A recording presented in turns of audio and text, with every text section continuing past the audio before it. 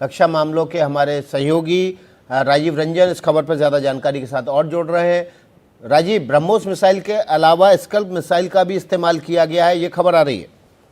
देखिए, बिल्कुल रफाल जैसा जो एयरक्राफ्ट जो है, ये कहा जा रहा था कि 2019 में हमारे पास होता तो मिराज को एलओसी क्रॉस करने की जरूरत नहीं पड़ती।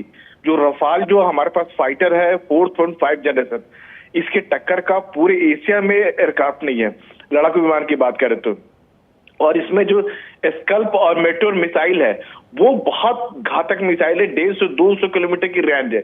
और जब फाइटर फ्लाई करता है 2000 किलोमीटर की प्रति घंटा की रफ्तार से, और उसमें ये मिसाइल और ज्यादा घातक हो जाता है। ये ऐसे मिसाइल है कि जिनको टारगेट दे दिया जाता है तो उस टारगेट का डिस्ट्रॉय होना यानी बर्बाद होना, नेस्तनाबूद होना बिल्कुल तय है।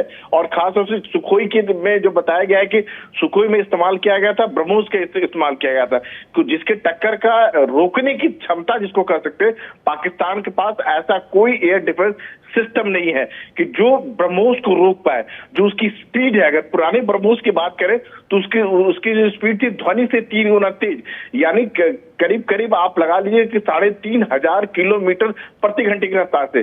जब तक पाकिस्तान सो के उठेगा, यानी जब तक उसे पता चलेगा, तब तक ब्रह्मोस जैसे मिसाइल जो है अपना काम तमाम करके मतलब कह सकते हैं कि उसको बर्बाद कर देगा।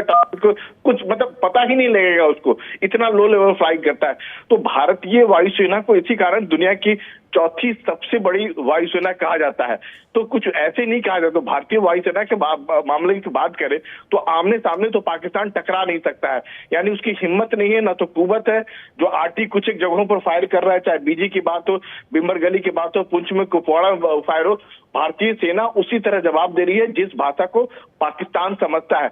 यानी वो तोप से फायर करे, एक तोप का फायर करे तो भारतीय जो तोप जो है वो 2 फायर कर रहे हैं।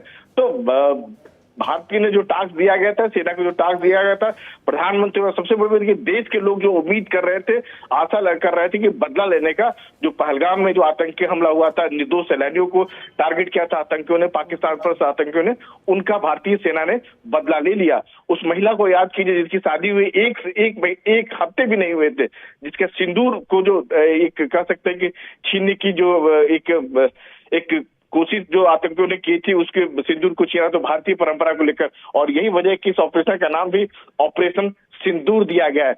यानी जिन महिलाओं का जो है आतंकियों ने सुहाग छीना था, सिंदूर छीना था, उनको निशाना बनाया गया है, उनको बर्बाद किया गया है, नेस्तनाबूद किया गया है। एक जगह नहीं, 9 जगहों पर स्ट्राइक हुआ। और एनडीटीवी इंडिया ने 30 अप्रैल को इस बात की खुलासा कर दिया था कि भारतीय सेना कार्रवाई करेगी, बड़ी कार्रवाई करेगी। और ये जो स्ट्राइक होगा ये दुनिया देखेगी। पिछली बार की तरह कोई एक जगह नहीं होगा, ये 9 जगहों पर स्ट्राइक हुआ है। जहां जहां आतंकी ठिकाने थे, जहां जहां आतंकियों का रहनुमा थे, उनको हिट किया गया, उनको टारगेट किया गया है और भारत की ताकत को दिखाया गया कि देखिए हमारी ताकत क्या है। जी।